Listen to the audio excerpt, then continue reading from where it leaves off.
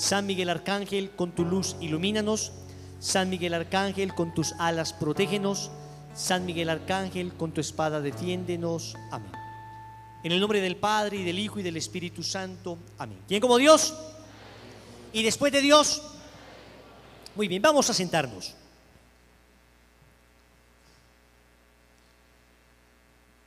Hoy vamos a hablar de un tema del que desafortunadamente es difícil encontrar un equilibrio. Desafortunadamente es difícil encontrar un equilibrio. Resulta que cuando se habla del tema del demonio, normalmente se tiende a ir a extremos. Se tiende o a negar su existencia o minimizarla al punto de que se convierte en algo prácticamente insignificante, o acentuar su existencia de tal manera que pareciera que el demonio fuera más fuerte que Dios, que pareciera que le encontrásemos en todos los lugares. Y hemos estado pasando de un extremo a otro a lo largo de la historia de la humanidad. A lo largo de la historia de la humanidad, tal vez en la Edad Media, hubo una época donde algunos predicadores llegaron a exagerar de tal manera la presencia del demonio que todo parecía satánico. Y hay algunos que han adoptado esa mentalidad hoy en algunos grupos de oración, en algunas comunidades, que pareciera que en todo vieran a Satanás.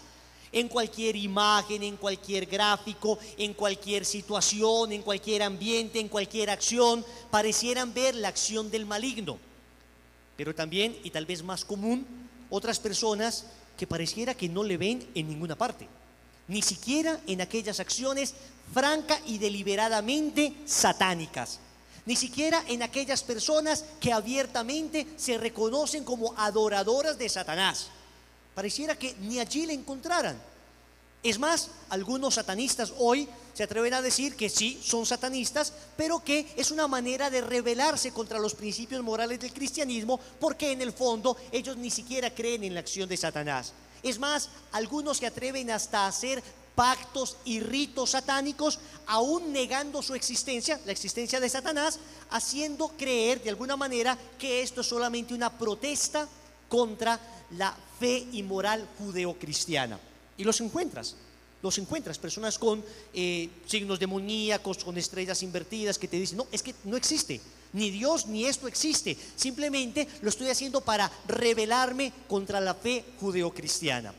Total, siguen invocando una presencia maligna que, crean o no crean en él, existe y les hará daño mientras más se acerquen a él.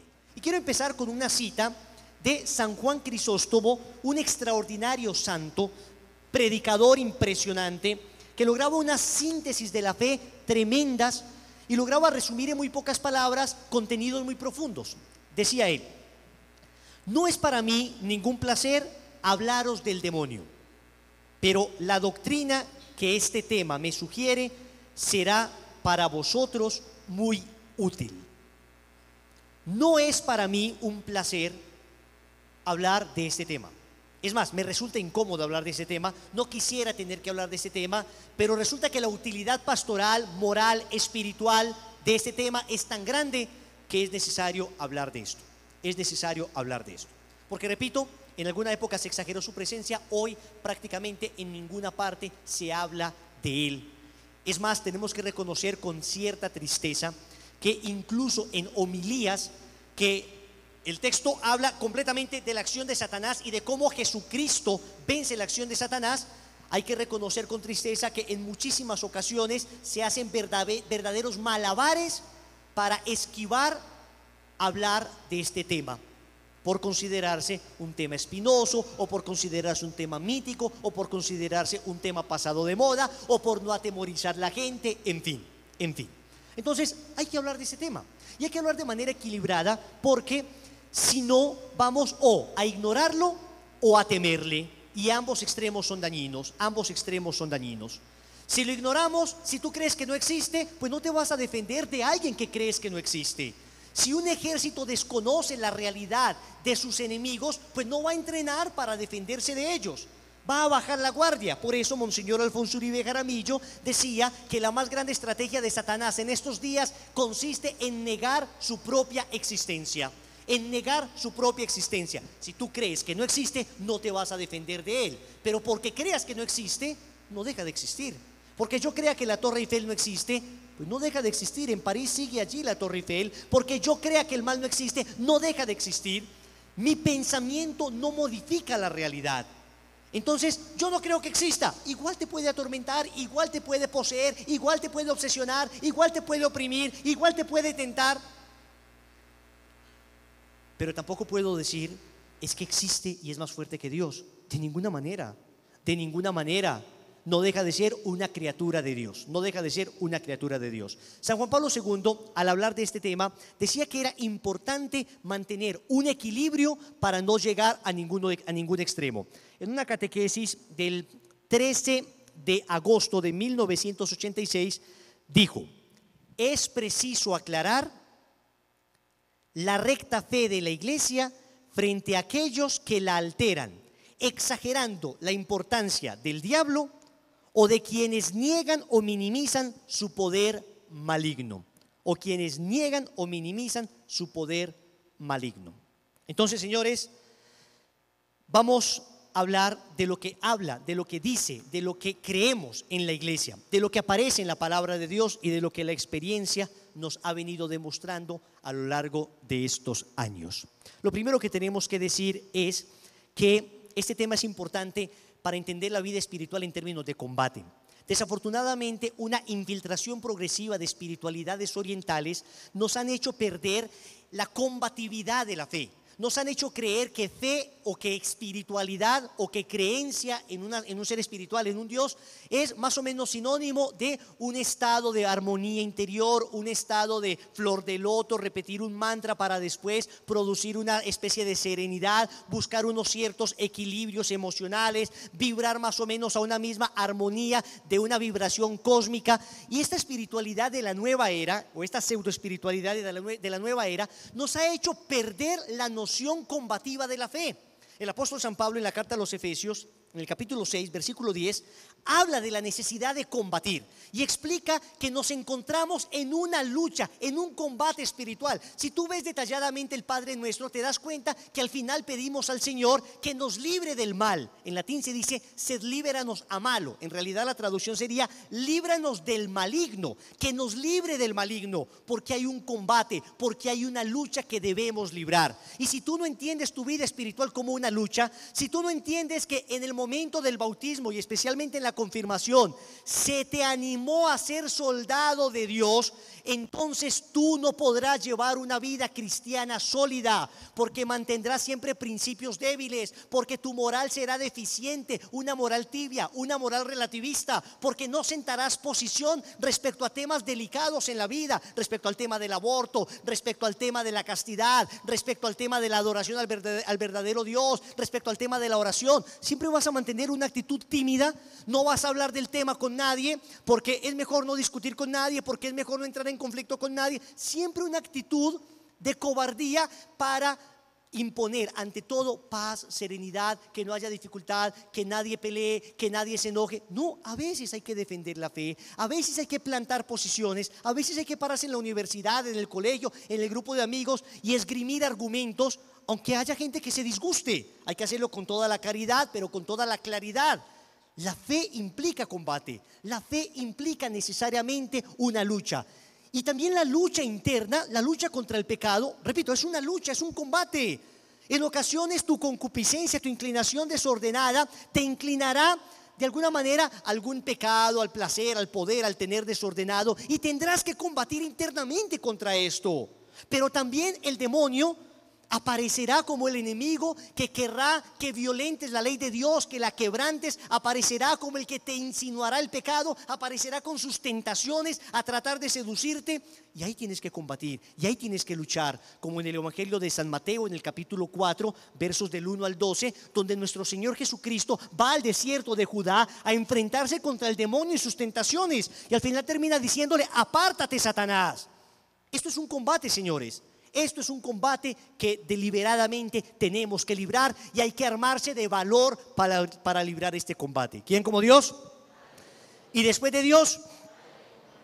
Entonces vamos a ver como en 6 partes este tema de nuestro enemigo el diablo para que podamos quedar con una catequesis más o menos completa, 6 partes que hoy veremos, y después en los siguientes grupos de oración estaremos profundizando en muchas de ellas. Estaremos profundizando en algunos aspectos particulares, en algunos aspectos más espirituales y más pastorales. Hoy, déjenme decirles, vamos a hacer una especie de catequesis sobre lo que creemos acerca del demonio y lo que no creemos acerca del demonio. De lo primero que tenemos que hablar entonces es de su existencia. ¿Existe el demonio? ¿Por qué en ocasiones hemos escuchado, incluso dentro de ambientes eclesiales, y hay que decirlo con tristeza, incluso teólogos católicos, por qué hemos escuchado que el demonio no existe? ¿Por qué hemos escuchado quienes niegan deliberadamente la existencia de Satanás como si fuera en la Biblia una cosa mitológica, como si fuera en la Biblia una leyenda, como si fuera en la Biblia una cosa que deberíamos interpretar de manera diferente? Y cada que se encuentra un pasaje de la Biblia que hable de Satanás, entonces tendríamos que hablar de el mal en general. Deja de existir Satanás como un ser con inteligencia y voluntad y empieza a existir el mal en general. Empieza a existir una abstracción del mal. Empieza a existir una teoría. Sí que existe el mal en general, pero no se puede negar que existe uno malo a partir del cual existe todo el mal. Y ese es Satanás. Entonces vamos rápidamente, en primer lugar, a hablar de la palabra de Dios. En la palabra de Dios aparece con toda claridad desde el Génesis hasta el Apocalipsis la existencia de Satanás. En el capítulo 3 del libro del Génesis aparece ya Satanás tentando a nuestros primeros padres. Aparece en forma de serpiente tentando a nuestros primeros padres. En el libro del Apocalipsis, en el capítulo 12, aparecerá ese mismo Satanás que dice San Juan es el dragón, es la antigua serpiente. Aparecerá persiguiendo a la mujer, que es la Virgen María, y que en términos generales es la iglesia. En Génesis y en el Apocalipsis aparece la acción de Satanás. Sí que es cierto que en el Antiguo Testamento aparece menos Satanás que en el Nuevo Testamento. En el Nuevo Testamento se habla cerca de 511 veces de Satanás, con distintos nombres: diablo, Satán, el enemigo, el acusador, el príncipe de este mundo, el príncipe de las tinieblas, el señor de este mundo. 511 veces en el Nuevo Testamento, señores. En el Antiguo Testamento un poco menos, pero en el Nuevo Testamento se habla muchísimo de la acción de Satanás. ¿Por qué se habla menos en el Antiguo Testamento? Claro que tenemos pasajes en el Antiguo Testamento. Ya cité este de Génesis, cito el de Job. ¿Se acuerdan del libro de Job? En el capítulo 1, versículo 6, aparece Satanás pidiendo permiso a Dios para tentar al justo Job. En el libro de Samuel, en el primer libro de Samuel, aparece Satanás también atormentando a Saúl. En el libro de los Reyes aparece Satanás también levantándose contra el pueblo de Israel y contra David. Aparece en el libro de la sabiduría como el tentador, como el que hace la guerra a los hijos de Dios. O sea, sí que aparece en el Antiguo Testamento, pero no con la claridad que aparece en el Nuevo. ¿Por qué? Señores, por la pedagogía de la revelación, por la pedagogía de Dios.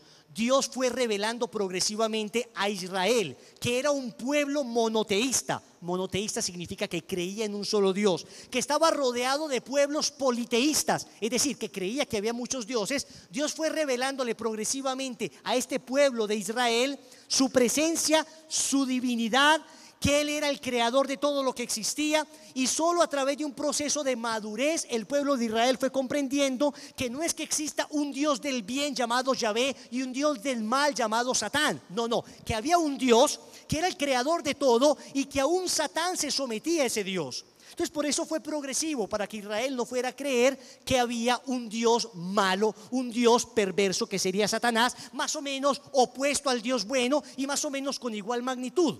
Estos fueron los dualismos o los maniqueísmos que existieron en los pueblos paganos. Israel tenía claro que Dios era un Dios creador y que ese Dios creador creó todo bueno, y que sin embargo hubo una criatura suya que se pervirtió, y este fue Satanás.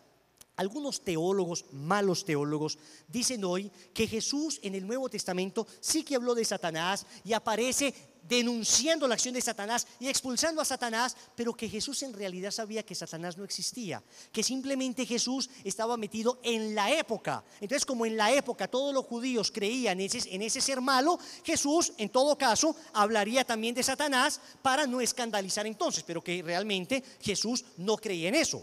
Algunos que todavía aseguran, algunos malos teólogos que al menos aseguran la divinidad de Cristo, decían Dios, Cristo sabía que eso no existía, entonces se acomodó a la mentalidad de la época. Otros incluso llegan a decir que Jesús en realidad sí llegó a creer en el demonio, pero engañado como los judíos de entonces que creían en esos mitos. Pues déjenme decirles que carece de argumento teológico esto que acabo de decir, porque no es cierto que todos los judíos creían en el demonio.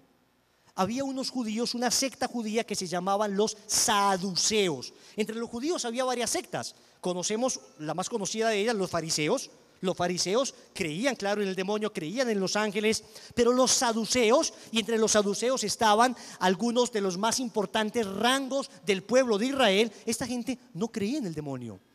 Significa que había gente en la época de Jesús que en realidad no creía en el demonio. O sea que no era que todo el mundo creyera en la acción de Satanás o en el demonio. No. Jesús veía que algunos no creían y sin embargo Él manifestaba deliberadamente que sí existía y que había que combatirle.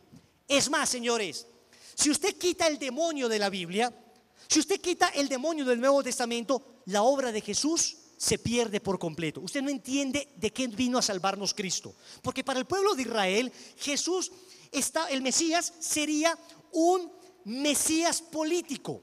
Para el pueblo de Israel, ellos esperaban algo así como un rey David. Lo esperaban montado en un corcel, en un caballo blanco, empuñando las armas para liberarlos de la opresión del pueblo de Roma que estaba de alguna manera subyugándoles. Ellos esperaban ese Mesías político. Y cuando intentaron poner a Jesús como un Mesías político, Jesús siempre rechazó eso. Jesús siempre rehuyó. Cuando intentaron coronarlo como rey, hay varios pasajes de la Biblia que dicen que Jesús huía. Cuando el demonio se le apareció en las tentaciones de Jesús que el demonio le presentó eran básicamente esas: conviértete en un rey político. Miren, lo primero es convierte estas piedras en pan, que en el fondo es reparte pan entre la gente. Sé un líder político que reparte pan entre la gente, acaba con el hambre física. Y Jesús vino a decirle: no, yo vengo a acabar primero con el hambre espiritual, y de esa hambre espiritual, de ahí procederá que se acabe el hambre física. Cuando la gente tenga a Dios, entonces se unirán a Él de tal manera que nunca les faltará nada. Después le dijo el demonio a Jesús: póstrate y adórame y te daré todos los reinos. Lo que quiere un rey, poseer todos los reinos. El Señor le dice: no, solo el Señor tu Dios adorarás y a Él solo servirás. Después le dice: tírate del pináculo del templo, el lugar más alto del templo de Israel, para que todo el pueblo vea que tienes poder, que eres el Mesías esperado, que eres el Mesías político. No. Apártate, Satanás, porque dice la Escritura: no tentarás a Dios. Apártate, Satanás, apártate, Satanás. Y lo expulsó. Jesús no era un Mesías político. Jesús venía a demostrar en primer lugar que iba a reinar en los corazones de las personas. ¿Y quién estaba ocupando el puesto principal del corazón de las personas? El príncipe de este mundo, Satanás. La acción redentora de Cristo fue fundamentalmente una acción contra el demonio, una acción contra Satanás. ¿Quién como Dios? Entonces, si usted quita la acción de Satanás, entonces Jesús, ¿de qué nos vino a salvar? La Biblia dice con claridad: del poder del maligno. Con claridad dice la palabra de Dios: de la acción del demonio, que nos viene a librar de la acción del demonio. Si quitas a Satanás, si no predicamos de esto, entonces finalmente, ¿de qué nos salvó Jesús? No entenderemos de qué sirvió la muerte de Cristo en la cruz. ¿Se acuerdan en la película de Mel Gibson cuando muere Jesús, que cae una gota del cielo, pareciera una lágrima del Padre Celestial?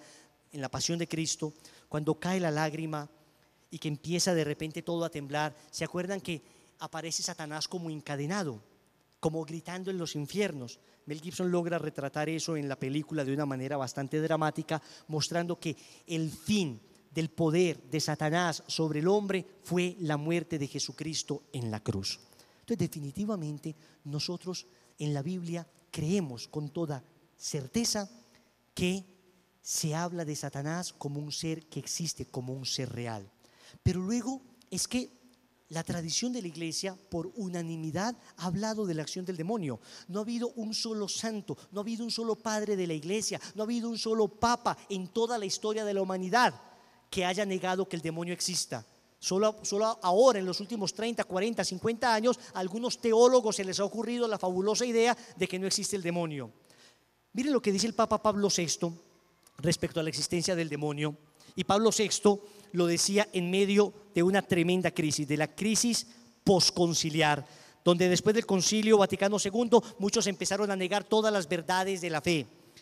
Al encontrarnos el pecado, que es perversión de la libertad humana y causa profunda de la muerte, hay que hablar de un agente oscuro y de nuestro enemigo, el demonio. El mal no es solamente una deficiencia, es una eficiencia. O sea, no es solo una deficiencia, es una eficiencia además. Un ser vivo, espiritual, pervertido y pervertidor. Terrible realidad, misterio pavoroso. Y se trata no solo de un demonio, sino de muchos, como diversos pasajes evangélicos nos lo indican. Todo un mundo misterioso revuelto por un drama desgraciadísimo del que conocemos muy poco. Pablo VI, el 15 de noviembre de 1972. ¿Quién como Dios? Eso entonces no es un invento, o esto entonces no es que, a ver, como me dijo alguna vez una muchacha, es que tú puedes creer o no creer en el demonio, eso no te quita, no te pone nada. No, pero es que claro, pero es que estamos hablando de, por supuesto no es la fe, no es la esencia de la fe, por supuesto no es lo central de la fe, pero estamos hablando de algo que toca la esencia de la fe, porque entonces ¿de qué vino a liberarme Cristo? El Catecismo de la Iglesia Católica, de los numerales 391 a los numerales 395, nos habla de la acción de Satanás y nos dice varias cosas el Catecismo de la Iglesia Católica. Entre ellas es que un católico que se considere tal no puede negar la existencia del demonio. No puede negar la existencia del demonio. Usted dice, soy católico y no creo en el demonio. Tú no eres católico. No sé qué eres, pero no eres católico. Tienes ideas cristianas. Tienes algunas ideas que comulgan con la fe católica, pero no eres católico, no terminas de entender de qué nos vino a liberar Cristo.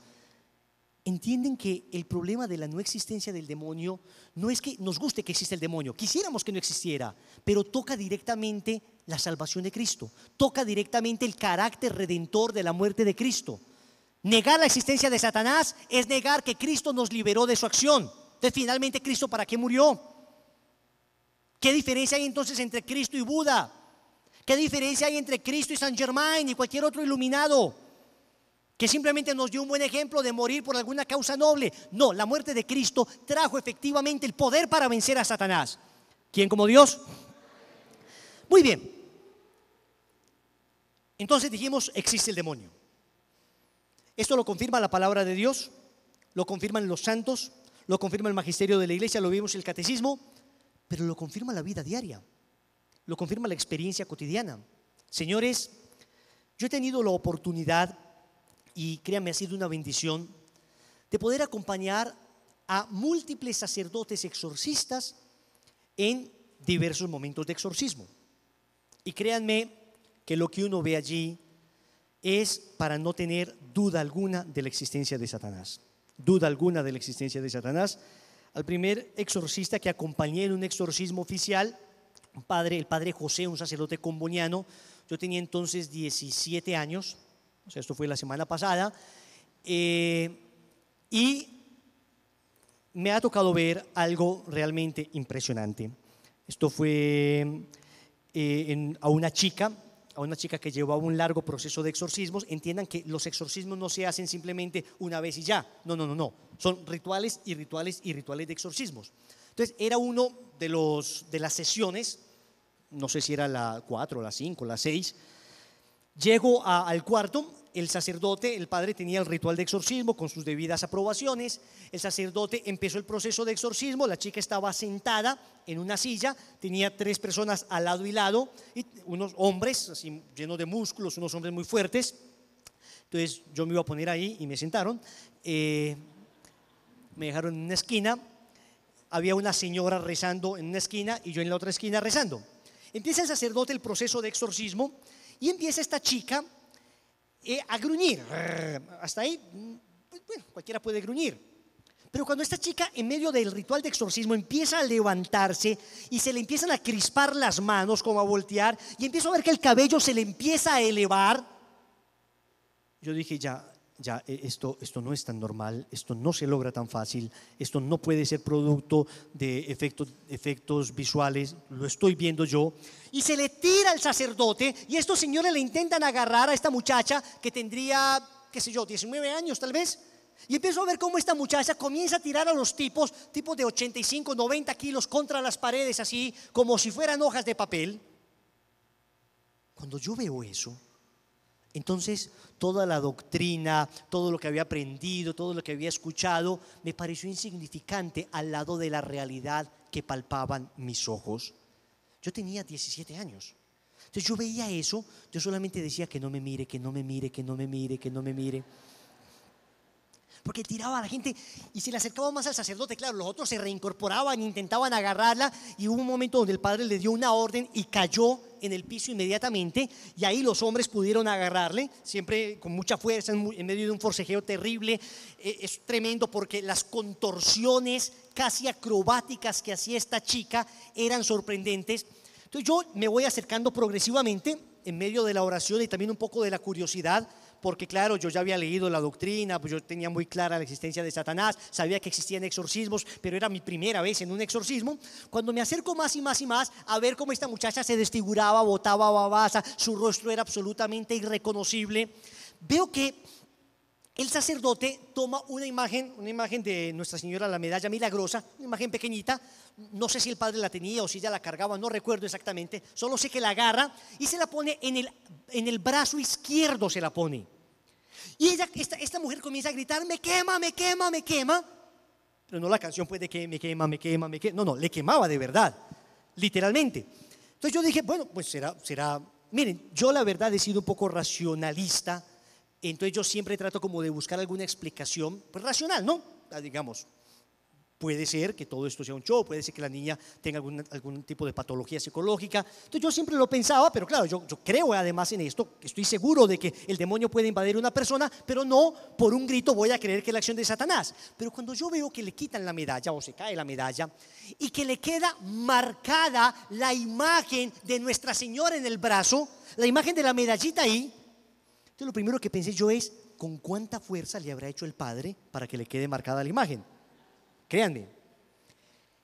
Y dije, muy curioso que tengan imágenes calientes. O sea, yo pensé, pues que me imaginé que eso era parte como del ritual, ¿no? Pues como calentar en alguna parte las imágenes como para marcarlas, créanme. Entonces yo agarré la imagen, pues quedó a mi lado. Entonces la cogí perfectamente fría.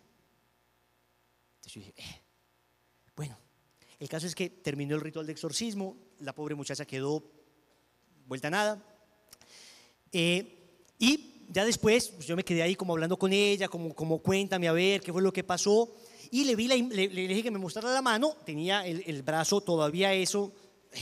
Bueno, al día siguiente era otra vez sesión, y al día siguiente fui también, y al día siguiente lo primero que le dije es: muéstreme su brazo. Y tenía como cuando usted se quema con algo. ¿Alguien se ha quemado alguna vez con un cuchillo caliente? Que queda la imagen, pero al día siguiente empieza ya a formarse cáscara, ¿no? Y tenía la imagen de la Virgen, ahí ya empezó a formarse como si efectivamente la hubieran marcado como se marca el ganado. Eso me pareció muy sorprendente, muy sorprendente. Pero a partir de esto, no he estado sino en cualquier cantidad de cosas y de temas relacionados con esto. En los retiros espirituales veo frecuentemente cómo el enemigo atormenta a las personas y cómo la acción de Dios les libera. Acabo de estar en Chile y en Chile fui a hablar con los 2 exorcistas que pertenecen a las 2 diócesis. No sé cuántas diócesis hay una arquidiócesis de Chile y otra la diócesis de San Bernardo.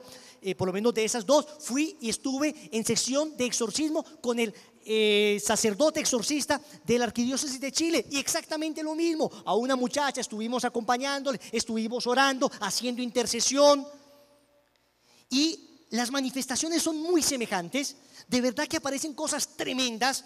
De verdad que al final en realidad no te da miedo, te das como una fe te hace creer de tal manera en el poder de Dios, porque yo nunca en un exorcismo he visto a Jesús gritando, ni a la Virgen María gritando, ni a los ángeles gritando y retorciéndose. Yo siempre he visto es al demonio gritando, retorciéndose, aullando, lleno de temor, gritando: por favor, no, ya dejen de torturarme. ¿Y dejen de torturarme con qué? Con agua bendita. ¿Dejen de torturarme con qué? Con sacramentales. ¿Dejen de torturarme con qué? Con la presencia de Jesús y Eucaristía. Entonces eso te aumenta la fe de una manera de verdad nunca antes pensada. Y créanme que hay muchas personas en los retiros espirituales a los que hemos podido asistir, que les puedes hablar del amor de Dios 3 días seguidos y no les hace ni cosquillas. Pero cuando ven a ese Dios que por amor libera a una persona de la acción del demonio, entonces les ves de rodillas orando y suplicando porque esta persona se libere. En el último retiro que dicté estuve precisamente acompañando pues un grupo de personas a través de predicación y a través de acercarlos a los sacramentos, y hubo un momento donde, claro, cuando se convierte la persona, cuando la persona quiere dar un verdadero cambio de su vida, lo que sucede es que tiene que luchar contra el mundo, el demonio y la carne, que son los 3 enemigos del alma. No solamente contra el mundo y la carne, además contra el demonio. Y hoy, desafortunadamente, cada vez más presencia demoníaca en las personas debido a el deceso de la vida espiritual y el aumento de la práctica esotérica. Hoy la gente está dejando de creer en Dios, pero empieza a creer en cualquier cosa, entonces fácilmente se van contaminando. Y en estos 20 años que llevamos dictando retiros espirituales, he visto un ascenso progresivo de la contaminación del demonio en las personas. Así que por una persona que hace 20 años iba a retiro espiritual y te presentaba problema de liberación, hoy hay 5, 6 o 7. Por uno, hoy hay 7. Es un incremento progresivo. ¿Por qué? Porque decía el cardenal Newman que no existe gente atea, que existe gente idólatra, que las personas que no adoran al verdadero Dios terminan adorando cualquier cosa. Y el que termina alejándose del Dios verdadero, del Dios de la paz, del Dios del poder, del Dios Padre que nos reveló Jesucristo, entonces empieza a acercarse a cualquier cantidad de barbaridades y termina adorando cualquier cantidad de cosas terribles que le terminan contaminando. Termina adorando su música, termina adorando, bueno, recuerdo que en este retiro espiritual estábamos mostrando un video de algunas cosas de la música que contamina a la persona, y hubo un joven que me dijo, delante de todo el retiro, me dijo: pero yo escucho esa música y a mí eso no me ha hecho daño, no me ha afectado para nada. Pues en un momento de oración donde le pedimos al Señor que nos sane definitivamente, fue el primero que empezó en un proceso de liberación.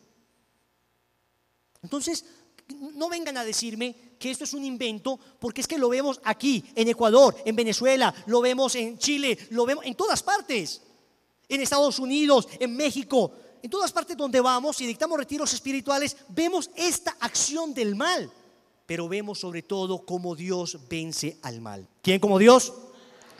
Entonces, más allá de toda la doctrina que demuestra la existencia del demonio, la práctica lo demuestra.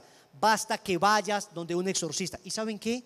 El Señor tal vez está urgido de que nos defendamos de la acción de Satanás, y por eso ha permitido que en plataformas como Netflix, que cada vez son peores, déjenme decirles que yo he visto un progresivo deterioro en lo que van presentando en Netflix, ahora que empezaron con sus propias producciones, sus propias películas, sus propias series.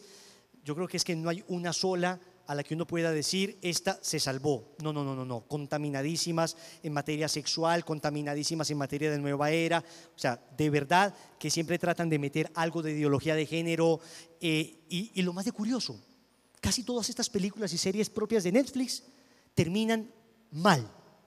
Vos te ves una película, por ejemplo, no sé si han visto Black Mirror. O sea, no hay una sola de estos capítulos que terminen, que te dejen como con una sensación de bondad, como que termine bien. No, todas terminan que uno dice, bueno, ¿y acá qué pasó? O sea, como que el mal vence. Finalmente el mal vence. Finalmente no vence el bien como estamos acostumbrados a las películas, que después de que el mal fue muy fuerte, después de muchos esfuerzos, finalmente el bien se impone. No. Uno dice, ¿acá qué pasó?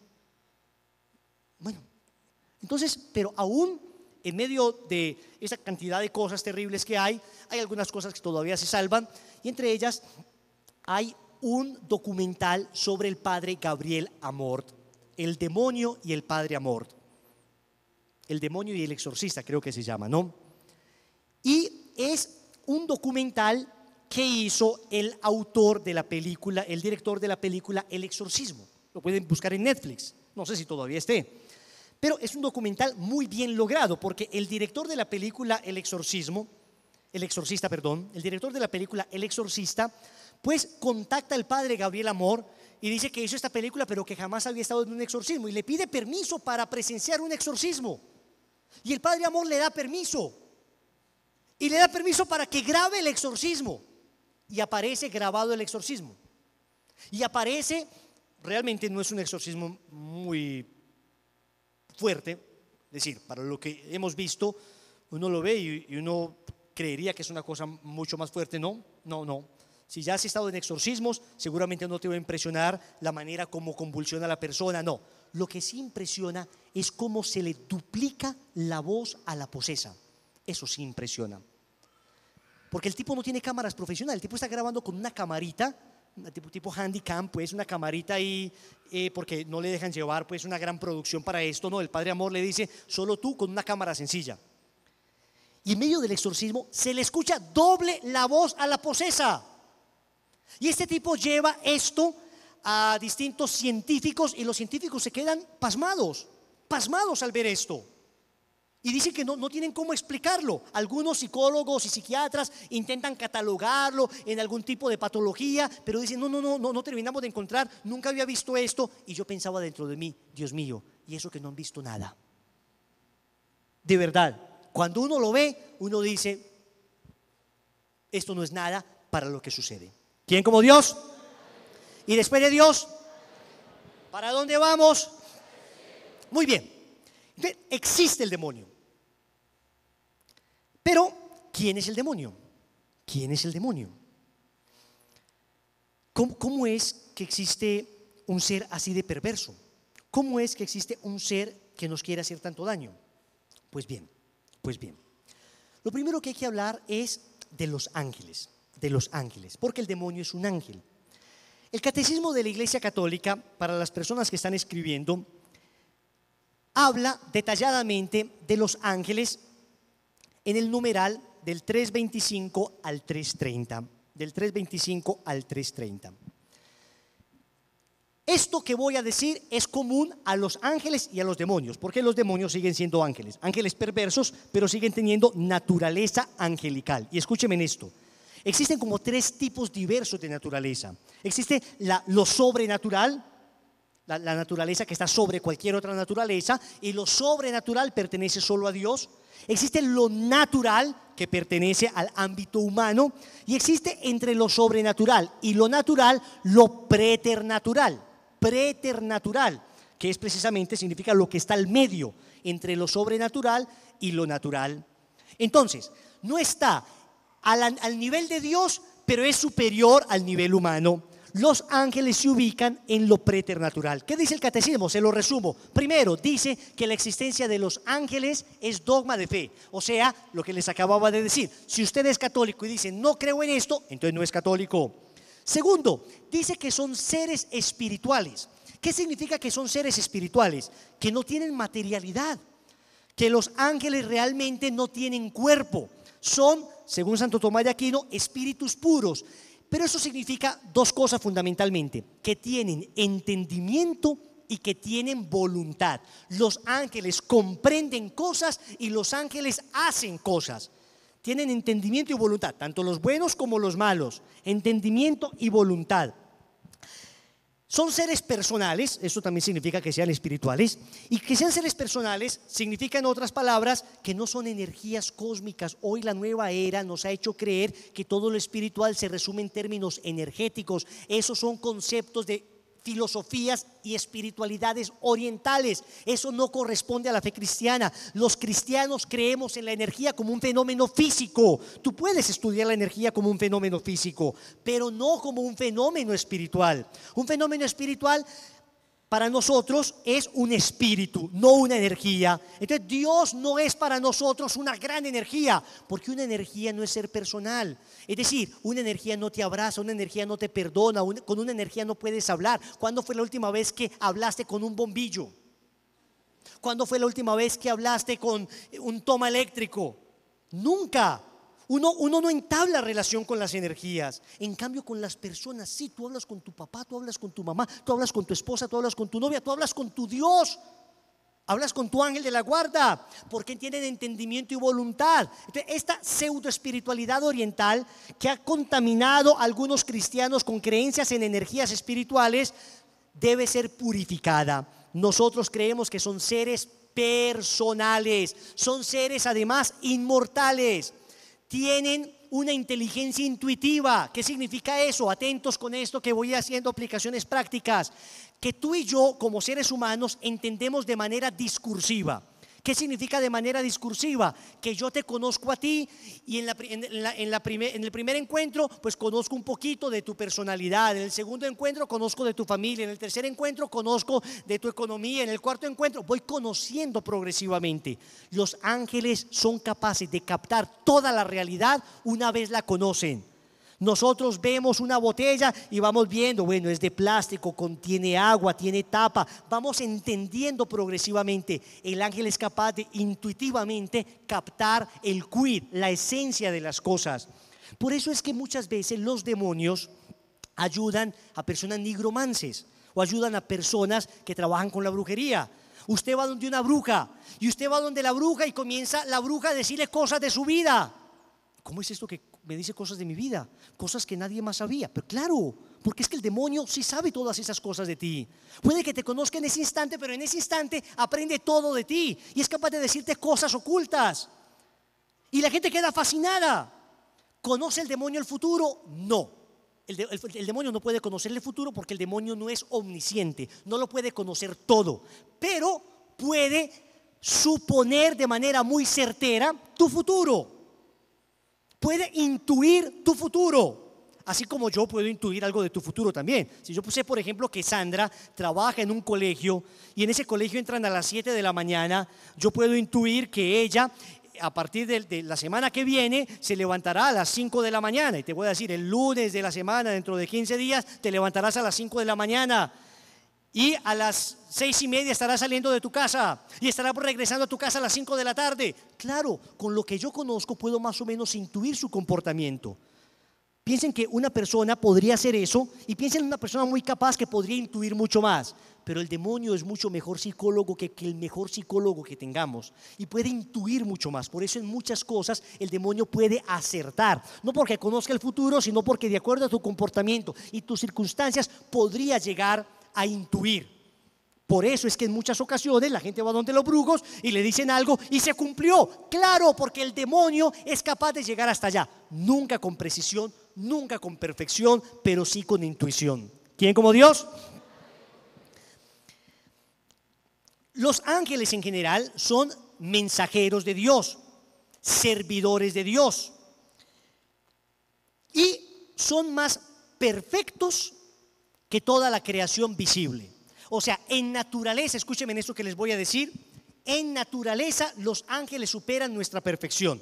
O sea, así como los seres humanos superamos la perfección, superamos en perfección a las rocas, a las plantas y a los animales, miren que hay un proceso de progresión en perfección.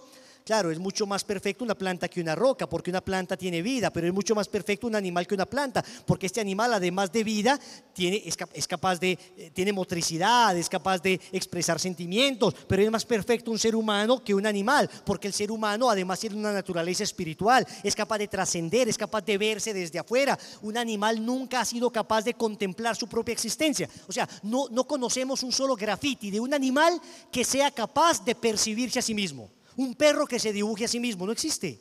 El animal vive en su propia realidad. El ser humano tiene una realidad trascendente porque es capaz de salir de sí y es capaz de contemplarse desde afuera. Eso es trascendencia. Pero los ángeles tienen una naturaleza superior a la nuestra, porque la nuestra está limitada por la corporeidad. La naturaleza angélica no está limitada por la corporeidad. O sea que en cuanto a creación son más perfectos que los hombres. Pero eso no significa, atentos con esto, no significa que tengan más gloria en el cielo que los hombres. Atentos con esto. La gloria que tendrá una criatura en el cielo no está determinada por su naturaleza, sino por su voluntad. Me explico. Puede haber personas seres humanos, más cerca de Dios en el cielo que algunos ángeles. ¿Y eso por qué? Porque fueron más santos. Seres humanos que han llegado a ser más santos que ángeles. Sí, por ejemplo, la Virgen María es la reina de todos los ángeles y es más santa que todos los ángeles. Porque la santidad depende de la voluntad, no de la naturaleza de la persona.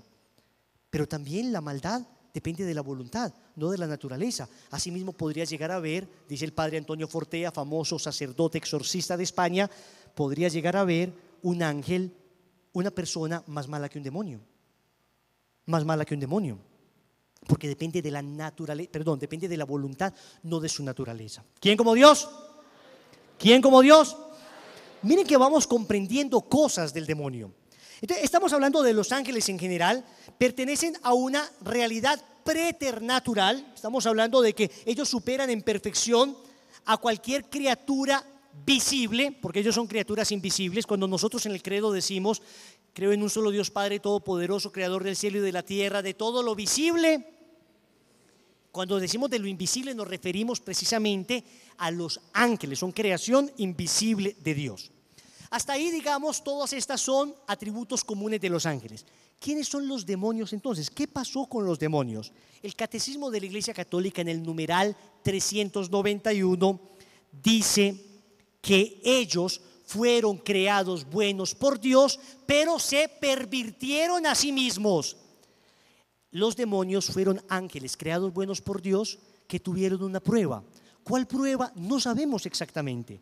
Lo que dice Santo Tomás de Aquino es que los demonios terminaron cayendo por la soberbia y por la envidia, porque no podían caer por nada que tenga que ver con, o sea, un demonio no puede caer por lujuria porque no tienen cuerpo. Entonces tienen que ser pecados que solo tengan que ver con el espíritu, la soberbia y la envidia. Hubo una mística en el siglo XVII llamada Sor María de Jesús de Ágreda. Esta mística del siglo XVII, concepcionista, era una tremenda santa, venerable, hasta ahora no está canonizada, pero tenía incluso el don de bilocación, tenía el don de estar en dos lugares a la vez. Resulta que 24 franciscanos europeos que habían ido a evangelizar lo que hoy conocemos como Nuevo México, ese estado de los 50 estados de Estados Unidos, es un estado próximo a México, dicen que cuando llegaron allá en el siglo XVII a evangelizar allá a Nuevo México, resulta que los apaches y la cantidad de indios que habían allí se convirtieron facilísimo y se hicieron bautizar facilísimo.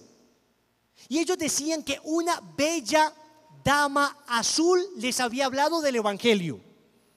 Y ellos entonces sorprendidos, era la época de fama y de santidad de Sor María de Jesús de Ágreda, sorprendidos comienzan a escuchar la descripción que los indígenas hacen de esta monja o de esta mujer. Ellos les parece mucho a la Ágreda, a Sor María de Jesús, y empiezan a mostrar varias imágenes de varias monjas. Y todos por unanimidad señalan a Sor María de Jesús de Ágreda como la mujer, no sabían que era una monja, no sabían nada, la mujer, la dama azul que les había dicho que se bautizaran. Y esto ocurrió estando viva Sor María de Jesús de Ágreda. Cuando van donde Sor María de Jesús y le preguntan esto y la llevan a la Santa Inquisición a hacer un auto de fe, o sea, le interrogaron a ver, ella reconoce que efectivamente ella era arrebatada por el Señor a evangelizar tierras lejanas, pero era una monja de clausura, físicamente nunca salió de Ágreda, y ahí estaba. Entonces, esta tremenda monja escribió un libro por revelación privada, por locuciones interiores y por visiones, llamado La mística ciudad de Dios. Es toda la vida de la Virgen María. Se han hecho más de 150 ediciones, se ha traducido a más de 200 lenguas. Es un libro bellísimo, bellísimo. Yo les cuento aquí rápidamente, yo siempre había querido conseguirme este libro, La mística ciudad de Dios, pero es un libro difícil de conseguir hoy. Desafortunadamente se ha dejado de leer mucho en los últimos 40 años y ya no es fácil encontrar ediciones. Yo estaba en Televid es un canal católico de aquí de la ciudad de Medellín, estaba terminando un programa en Televid y salgo del programa y me dice: Wilson, una señora quiere hablar con usted, que la llame. A mí se me olvidó llamar a la señora. A los 8 días volví al programa y otra vez me dijeron: esta señora volvió a llamar, que por favor la llame. Hablo con la señora, me dice: venga que le tengo un regalo. Bueno, yo le noté una señora pues de bastante edad, al menos 70, 80 años tendría. Y bueno, me fui para allá. Dije, a ver, deme la dirección. Llego allá y la señora me dice, vea, le tengo un regalo. Resulta que mi mejor amiga vivió conmigo 40 años. Conmigo, acá en mi casa, la señora era casada, la señora tenía, no sé, 2, 3 hijos. Y mi mejor amiga, me dijo esta palabra, a mí me dejó impactado lo que me dijo. Mi mejor amiga era una mujer perfecta. Perfecta. Esas palabras todavía me acuerdo y me retumban. Me dijo, perfecta en todo, perfecta en caridad, perfecta en santidad, perfecta en oración, perfecta en limpieza, un temperamento perfecto. Era perfecta. Ella murió no sé hace cuánto, hace algunos meses, años. Y antes de morir me dio un regalo. Resulta que mi mejor amiga leía todos los días este libro. Y sacó un libro, todos los días. Y de este libro fue que aprendió a ser así. Porque ella para mí era como la Virgen María. Me decía su amiga, es que una cosa es que vos digas, ay, tan buena gente este muchacho, ay, tan querida aquella, ay, como se ve de buen esposo este, ay, como se ve de buena esposa esta. Claro, usted a lo lejos puede ver muy querido a una persona, ¿no? Pero váyase a vivir con él un mes. Váyase a vivir con él un mes. A ver si ese tan querido y tan bello resulta que sí lo era. No, pero otra cosa es que usted diga, viví 40 años con una persona y era perfecta. O sea, me decía, nunca le noté un solo pecado, ni uno. Me decía, no sé ni por qué se confesaba. Y me decía ella, y todos en la casa pensamos lo mismo, mi esposo y mis hijos. ¿Usted se imagina cuando usted se muera que digan eso de usted? Esta persona era perfecta. Yo creo que difícilmente, creo que cuando nosotros nos muramos, en el epitafio va a decir, Señor, recíbela con la misma alegría que te la enviamos. O va a decir, aquí descansa Wilson y en la casa nosotros. Esta mujer era perfecta, a mí me impactó eso. Y resulta que el libro que me da esta señora es La mística ciudad de Dios. Este libro de esta monja Sor María de Jesús de Ágreda. Es impresionante. Yo lo tengo en la casa, lo leo, no todos los días, no con la asiduidad que quisiera, pero bueno. ¿Por qué les digo esto? Porque el Señor le revela en la mística ciudad de Dios a Sor María de Jesús de Ágreda en qué consistió la caída de Satanás. Les voy a leer resumido un extracto. ¿Quieren escucharlo? ¿Quién como Dios? Entonces, esta mística, repito, esto es revelación privada, esto no está en el catecismo, usted puede creer o no creer en esto. Cuando hablamos del catecismo, hay que creer. Cuando hablamos de la Biblia, hay que creer. Pero cuando hablamos de revelación privada, nos referimos a lo que Dios ha revelado a algunos místicos. Y está en libertad quien quiera creer y quien quiera no creer. Pero yo creo, después de una monja tan santa de esas, yo de verdad creo.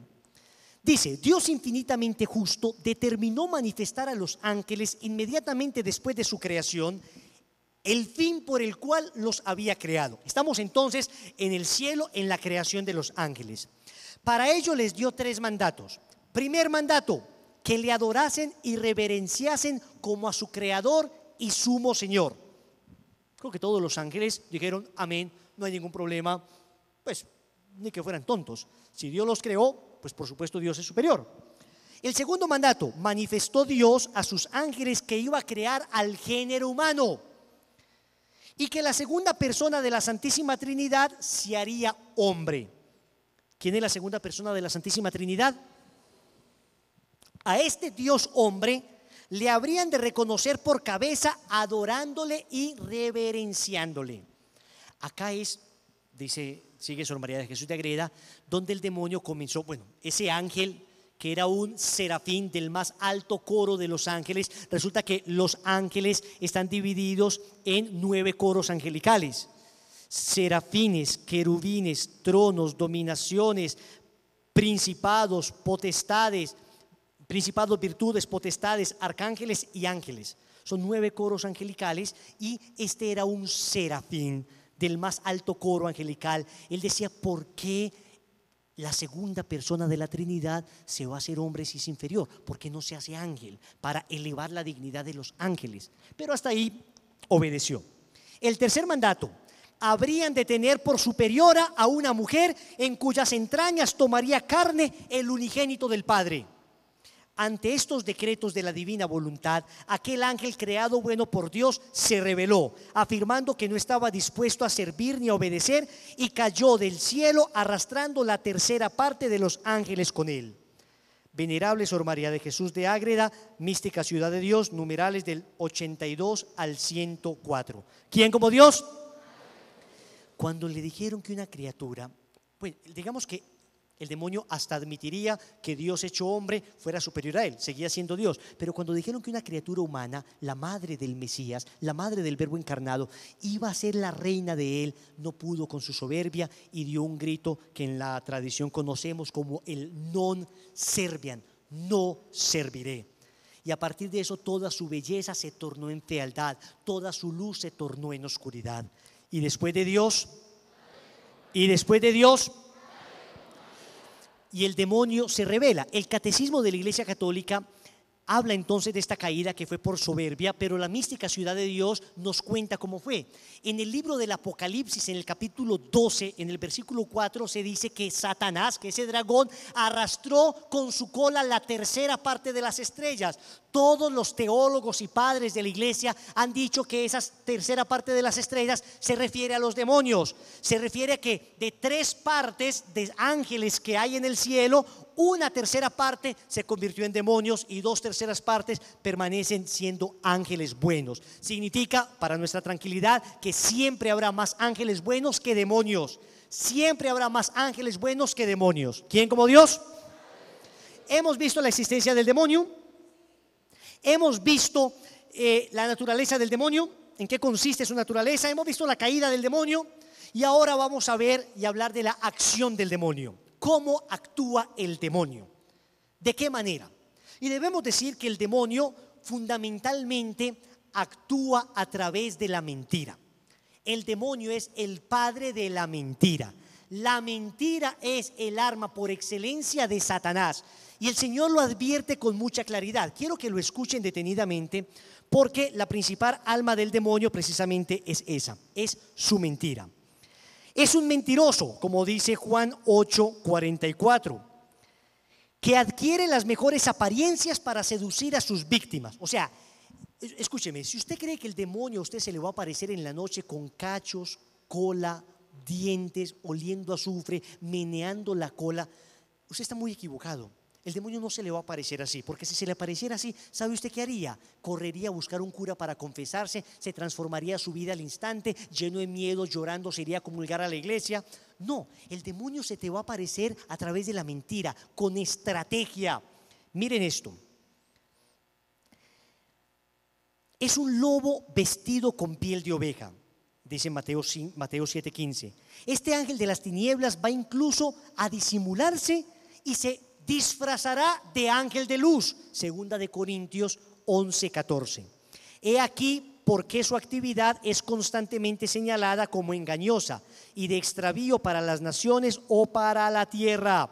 Dice Juan Pablo II: con estas palabras el Señor afirma que el anuncio del reino de Dios es siempre una victoria sobre el diablo, pero al mismo tiempo revela también que la edificación del reino está continuamente expuesta a las insidias del espíritu del mal. Es decir, siempre que se proclama la verdad del evangelio se está expulsando al demonio. Miren, yo les digo cómo sucedió la primera vez que me enfrenté contra un demonio. No fue en el exorcismo. Ese exorcismo que les conté fue el primer exorcismo al que asistí. Pero la primera vez que me tocó enfrentarme directamente contra la acción del demonio. Estaba yo dictando una consagración a la Virgen. Empecé con 10 personas la consagración. 10 personas empecé a dictar. La consagración es un proceso de 9 meses, a través de las cuales se va haciendo una entrega progresiva a la Virgen y una renuncia a Satanás. Empecé la consagración con 10 personas y cuando estaba terminando la consagración había solamente una. Quedé con una, la dueña de la casa. Es verdad, es histórico. Entonces la dueña de la casa quedó ahí. Estaba yo dictándole las últimas lecciones de la consagración y estaba predicándole. Entonces yo me acuerdo que hubo un momento donde me entusiasmé tanto predicándole a esta señora, le hablé como con tanto entusiasmo que la señora se puso a llorar, como de la emoción. Y yo le predicaba el evangelio y le predicaba la verdad de Cristo con contundencia y se puso a llorar la señora. Yo tenía en ese entonces 16 años. 16 años. Yo le predicaba. Bueno, la señora se puso a llorar, entonces yo me la acerqué y le dije: tranquila, señora, ya, o sea, cálmese, déjeme terminar. Y ella gritaba ¡ah! Y lloraba más. Yo dije: tan extraño.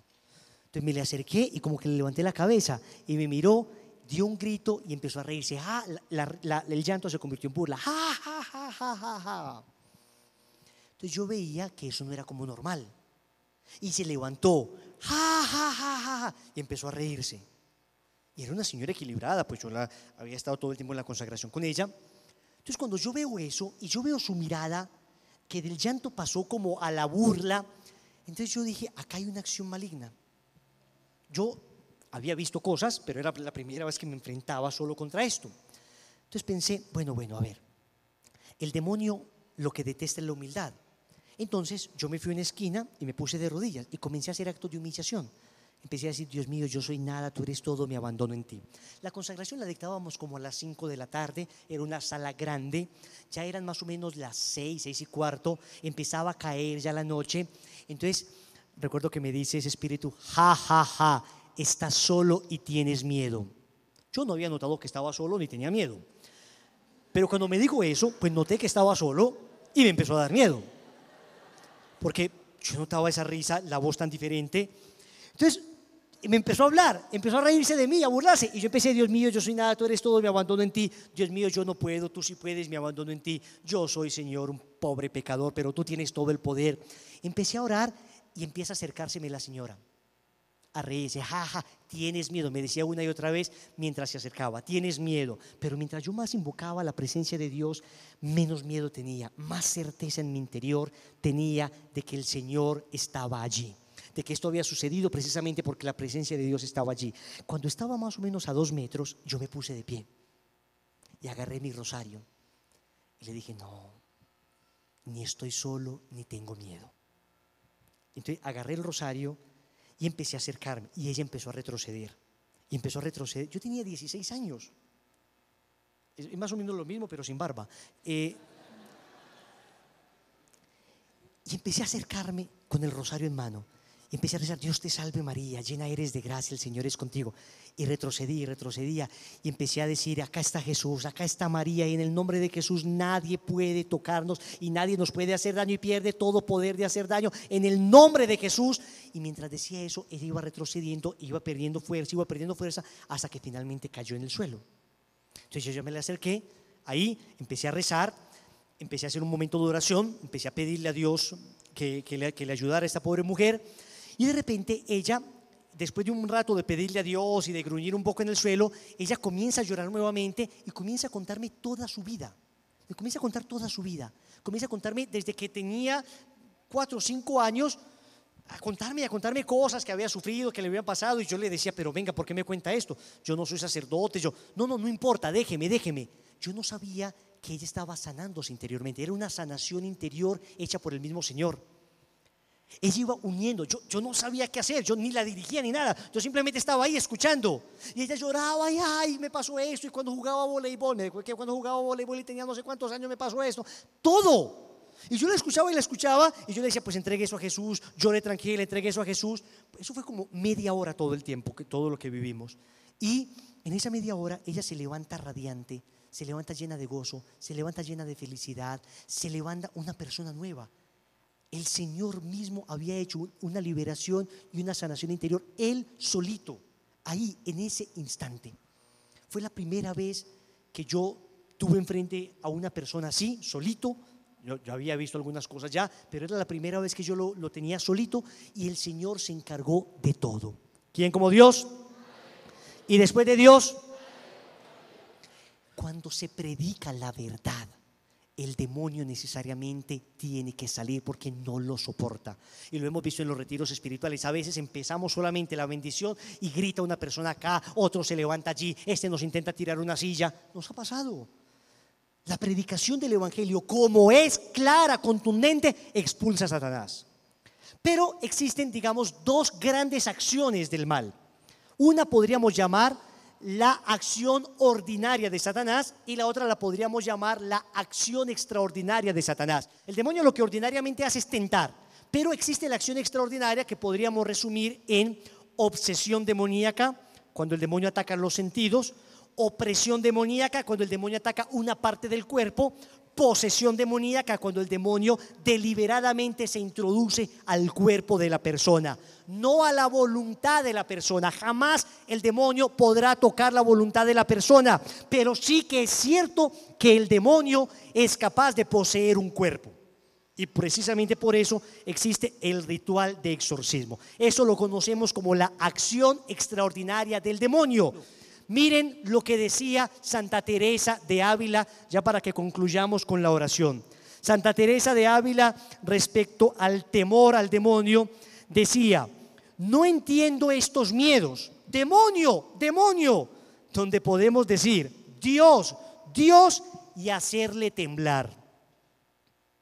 No entiendo esos miedos, como esos miedos de la gente que dice demonio, demonio, me da miedo, donde podemos decir Dios, Dios, y hacer temblar al demonio.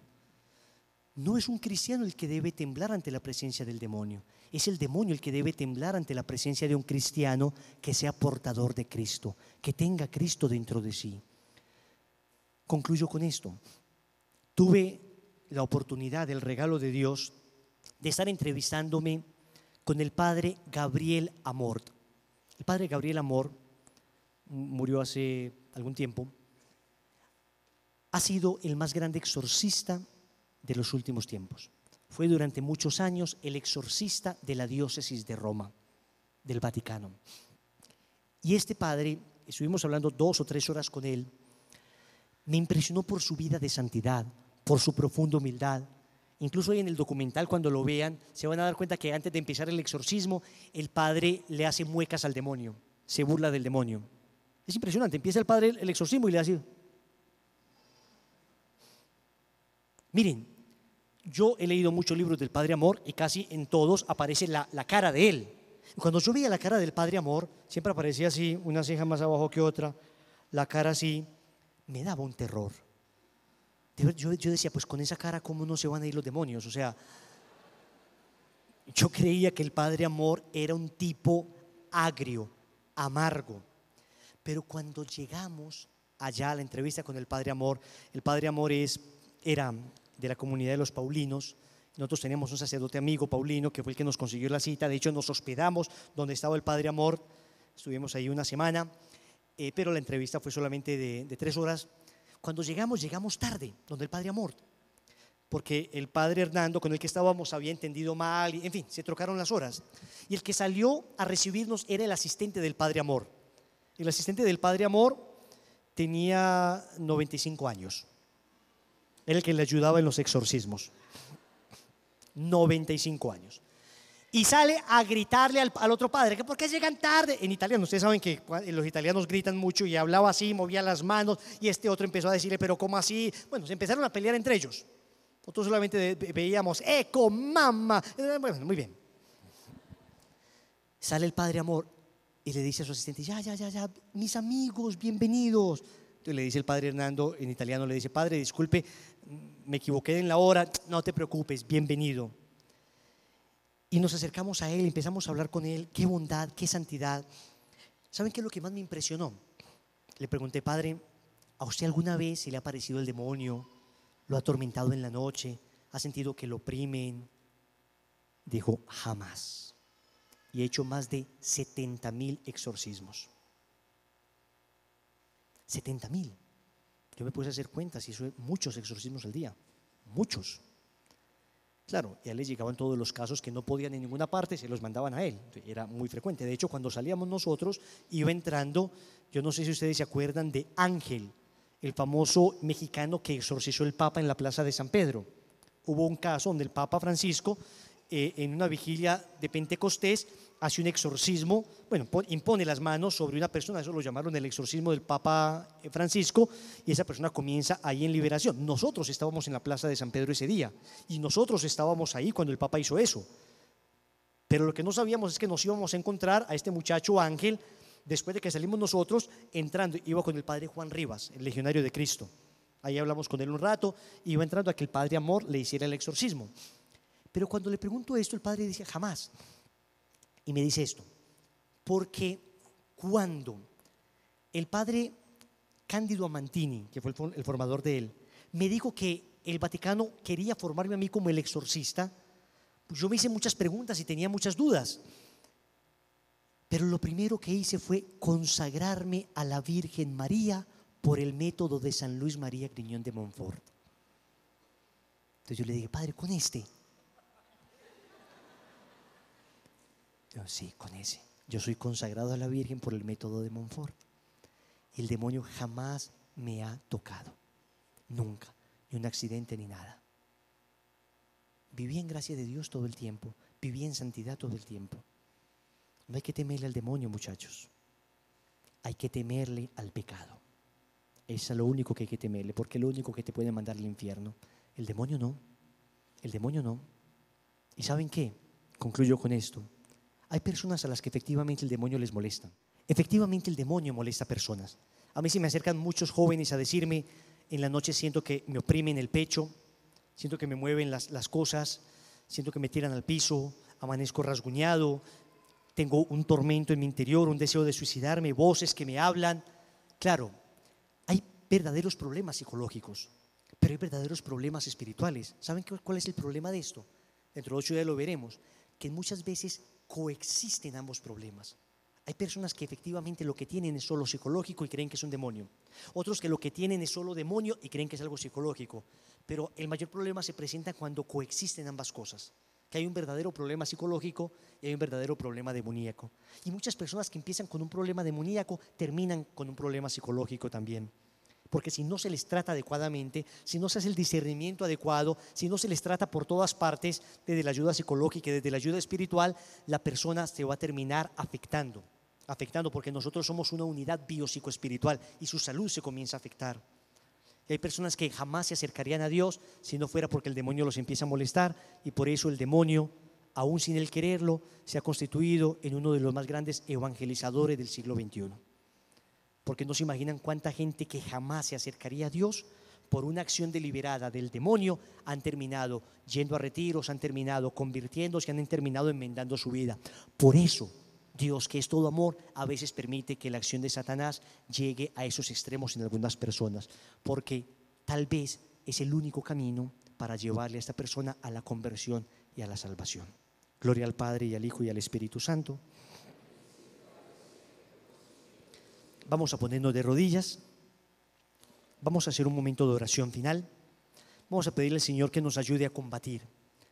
Pero créanme, el combate con Satanás es más un combate que pertenece a Dios. Basta un acto de la voluntad de Dios para que Satanás pierda todo poder. Tal vez nosotros nos asustamos mucho con esto y creemos que el demonio tiene mucho poder cuando en verdad no lo es. ¿Sabes tu peor demonio cuál puede ser? Tu propia debilidad carnal. ¿Sabes tu peor demonio dónde puede estar? En ese grupo de amigos que tienes. ¿Sabes tu peor demonio dónde puede estar? En esa mujer que tenés como Juan o como Pedro en tu celular, que es una mujer que te está destruyendo tu matrimonio.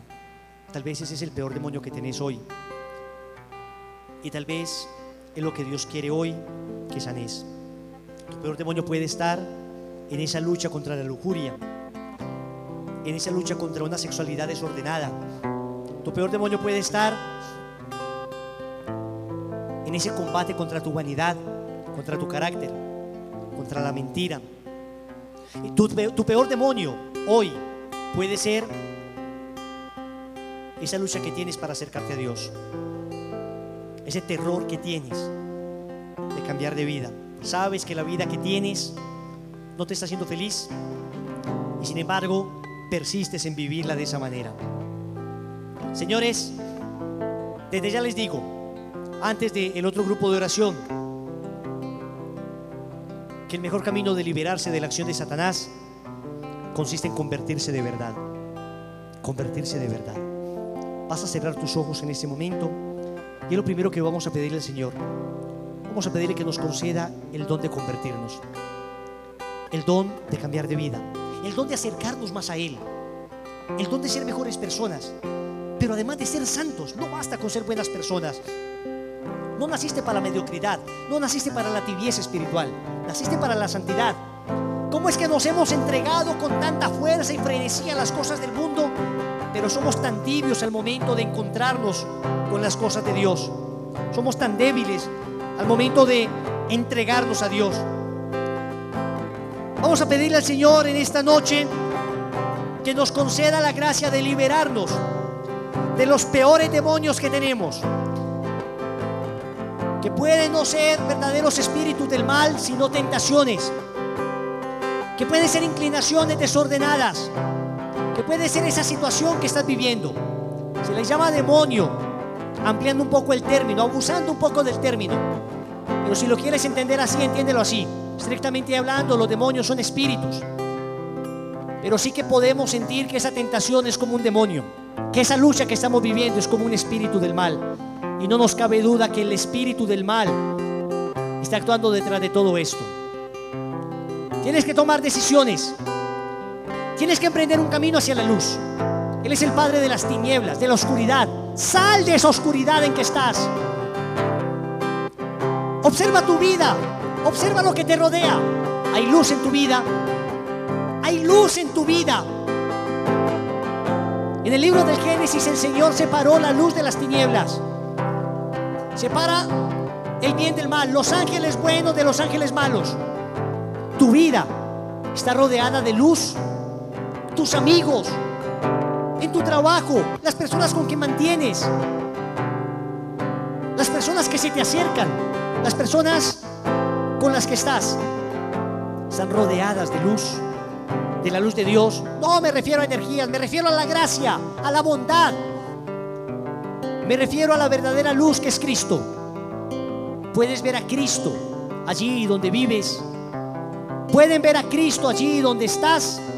Los demás pueden ver a Cristo en ti. Vamos a decirle al Señor que le entregamos nuestro corazón, que lucharemos sin temor, que hacemos parte del ejército del bien, no del mal. Vamos a cantar esa canción los que se la sepan, dispuesto a la batalla, y vamos a combatir con todo el corazón.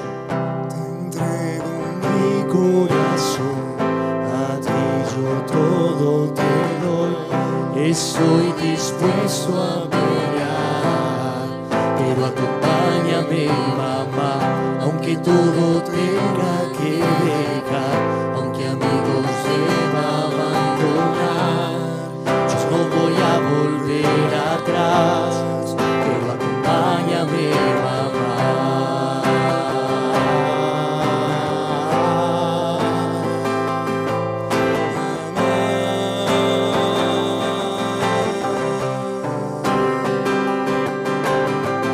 Lucharé sin temor, pelearé con valor, dispuesto a la batalla, pues contigo a mi lado seré más que un soldado, combatiré en el ejército. Vamos a decirlo, lucharé sin temor, pelearé con valor, dispuesto a la batalla. Lucharé sin temor, pelearé con valor, dispuesto a la batalla. Pues contigo a mi lado, seré más que un soldado. Contigo a mi lado, seré más que un soldado, combatiré en el ejército de Dios. Nuevamente, lucharé sin temor, pelearé con valor. Dilo. Lucharé sin temor, pelearé con valor, dispuesto a la batalla. Pues contigo a mi lado seré más que un soldado. Contigo a mi lado seré más que un soldado, combatiré en el ejército de Dios. Vas a decirlo nuevamente, lucharé sin temor, pelearé con valor. Lucharé sin temor, pelearé con valor, dispuesto a la batalla. Pues contigo a mi lado pues contigo a mi lado seré más que un soldado. seré más que un soldado. Combatiré en el ejército de Dios. Vas a repetir conmigo, en el nombre de Jesús, renuncio a Satanás, a sus seducciones y a sus obras, y me consagro a Jesucristo para vivir mi compromiso con Él durante todos los días de mi vida. Amén. Lucharé sin temor, pelearé con valor, dispuesto a la batalla. Pues contigo a mi lado Pues contigo a mi lado seré más que un soldado. seré más que un soldado. Combatiré. Combatiré en el ejército de Dios. Dilo, lucharé sin temor, fuerte. Lucharé sin temor, pelearé con valor, dispuesto a la batalla. Pues contigo a mi lado Pues contigo a mi lado seré más que un soldado. seré más que un soldado. Combatiré en el ejército de Dios. Gracias, Señor, por esta noche, En el porque ejército de nos Dios. preparas a combatir. Porque esto es el inicio de un combate del que sabemos que eres victorioso. Digamos todos: Padre nuestro que estás en el cielo, santificado sea tu nombre. Venga a nosotros tu reino. Hágase tu voluntad en la tierra como en el cielo. Danos hoy nuestro pan de cada día. Perdona nuestras ofensas, como también nosotros perdonamos a los que nos ofenden. No nos dejes caer en la tentación y líbranos del mal. Dios te salve María, llena eres de gracia, el Señor es contigo. Bendita tú eres entre todas las mujeres, y bendito es el fruto de tu vientre Jesús. Santa María, Madre de Dios, ruega por nosotros pecadores, ahora y en la hora de nuestra muerte. Inclinamos nuestra cabeza y decimos con fe: gloria al Padre, y al Hijo, y al Espíritu Santo. Principios, ahora y siempre, por los siglos.